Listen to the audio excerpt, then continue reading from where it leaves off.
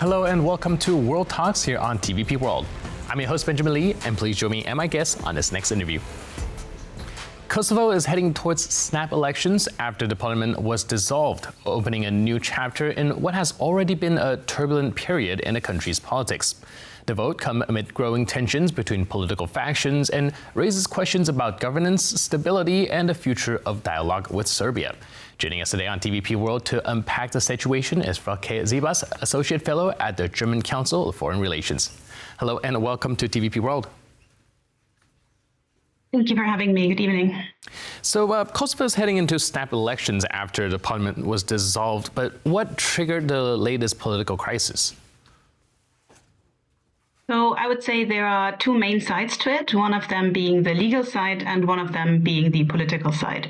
So legally, it was understood that the deadline, the constitutional deadline for the presidential elections would be 30 days before the end of the current mandate, so 5 March midnight, basically.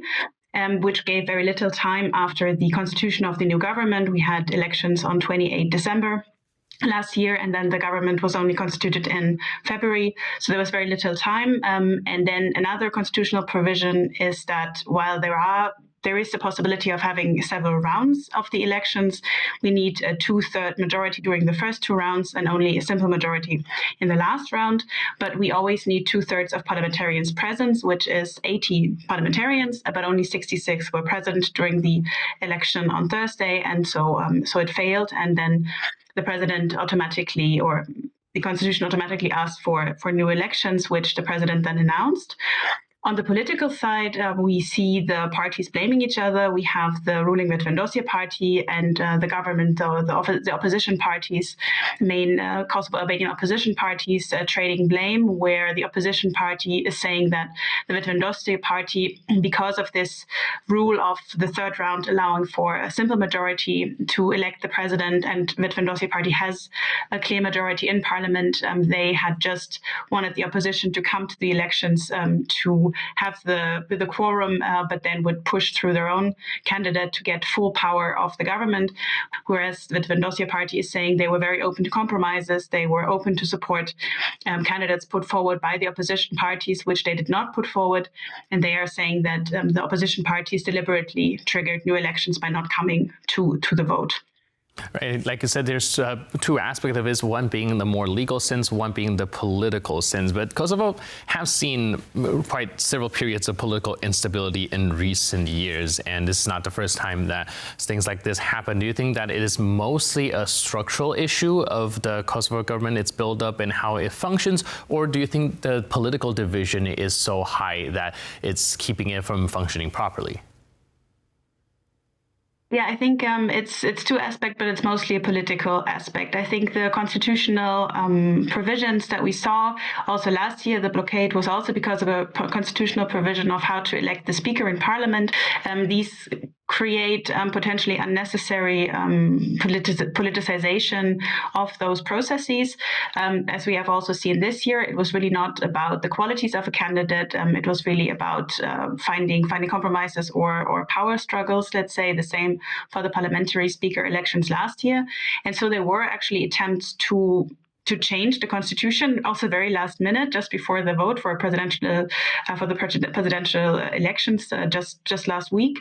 But this also, so any constitutional change requires a 2/3 majority in parliament, including 2/3 of the non-majority party, which have 20 seats in the parliament. But the main Kosovo Serb party, Srpska Lista, boycotted the vote. They have 9 seats, so this was already impossible.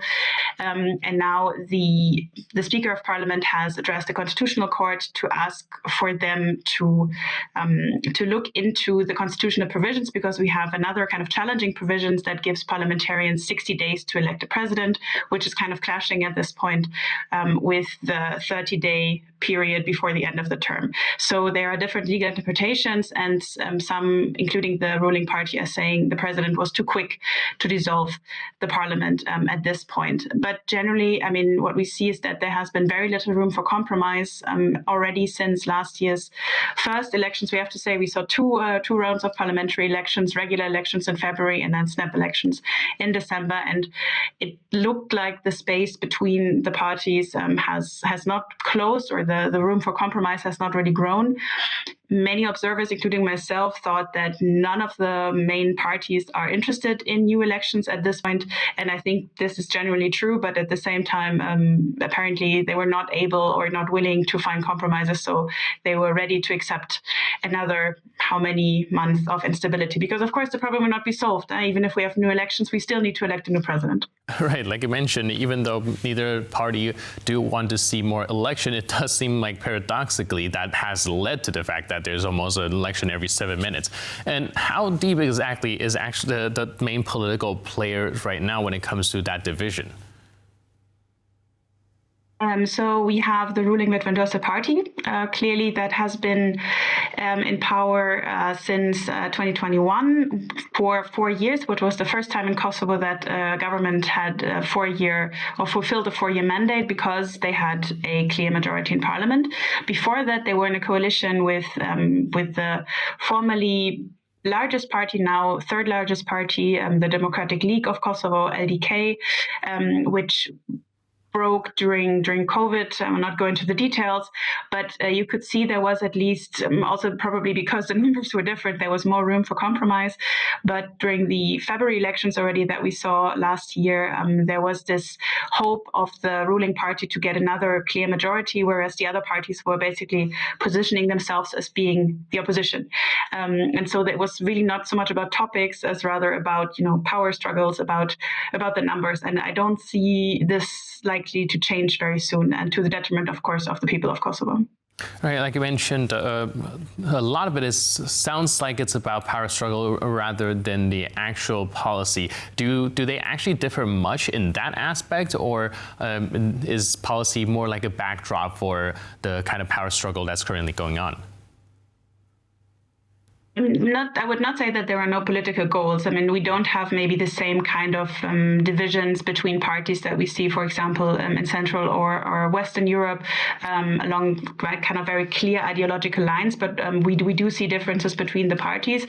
And I think one big division is that the Vettvendosje party has for a long time been seen as like the troublemaker, the party that was against things. They wanted to change the status quo for a long time, whereas the other parties were kind of seen as the status quo and criticized by Vettvendosje especially for corruption, but also for complying with external demands that they saw as unjustified. So Vettvendosje actually means self-determination. So it was really always directed also at reducing the influence of Serbia, but also of other international players who they thought had too much influence in Kosovo, based on obviously Kosovo having been a protectorate under the UN and still is only has limited independence, given that non-recognition by still quite a few countries.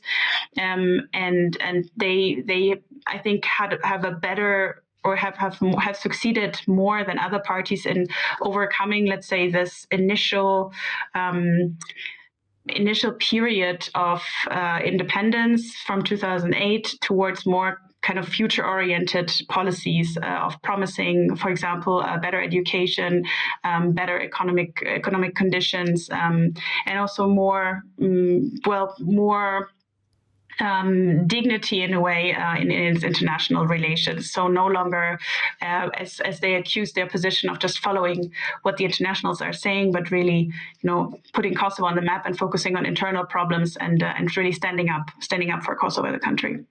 All right. I'm actually quite curious because, well, you just describe it as a political instability, and we are seeing a lot of political uncertainty within the country. But how does that affect Kosovo's institution, and how do day-to-day governance even happen at this point? Yeah, so it has a great impact. I mean, on the one hand, we see, and it was, I think, also surprising to a certain extent, that we had a year basically without government last year, and still it held. So we see checks and balances are there, and they are also widely respected. So the democratic principles are observed, but of course, institutions are severely impacted by having no government, not passing any legislation, and this, of course, affects executive agencies, but also the day-to-day life. I very vitally remember being in Kosovo last November when the parliament was dissolved without passing a budget, and or not general budget, but budget for certain regions and cities, including the capital of Pristina, and suddenly public services were suspended from one day to the next. There was no public transport and so forth. So this has real consequences for the people in Kosovo, and especially the most vulnerable. And right now we have very, very pressing issues such as the election of constitutional judges, but also, and this is kind of where we have kind of a vicious cycle again, because we have elections coming up for the Central Election Commission, which of course needs to organize new elections, and the deadline is 11 March. So this does not need to be done by the parliament necessarily. It has to be done by the parliamentary groups.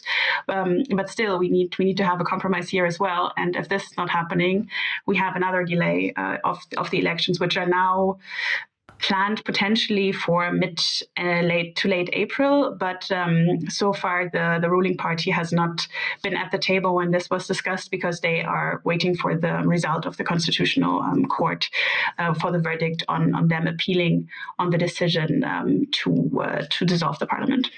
Right. So, yeah, this rabbit hole actually goes quite deep, and I would love to dive more into internal politics, but I'm also hoping to take a step back and look at it in a more geopolitical aspect as well, because I'm wondering, with EU trying to revive dialogue between Belgrade and Pristina, do you think this political instability is going to make Kosovo and Serbia's relationship even more complicated, seeing that, well, they probably don't even know who to talk to at this point? Yes, obviously the relations are already very complicated and have been for a long time, especially under the governments on both sides in both countries.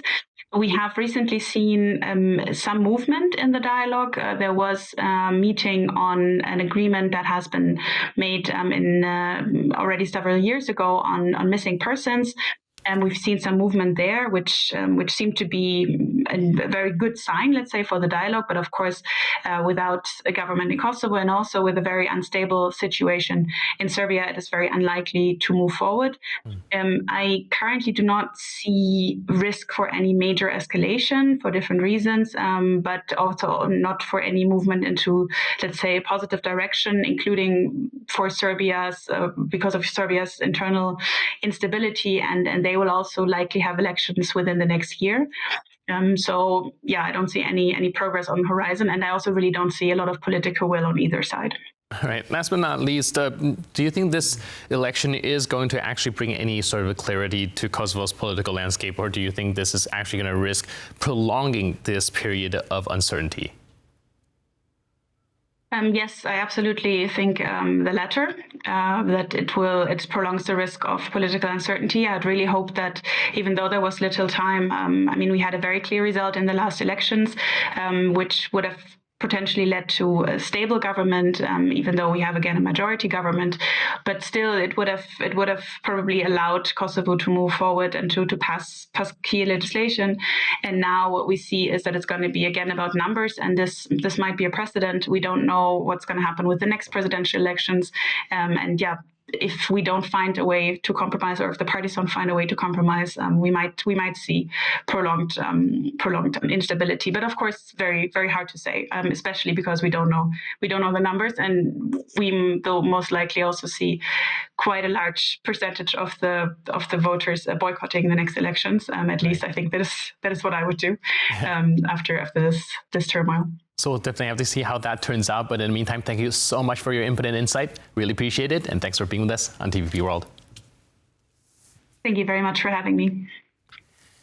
And thank you for tuning into this edition of World Talks. But for more news, update, and commentary, please stay tuned to TVP World.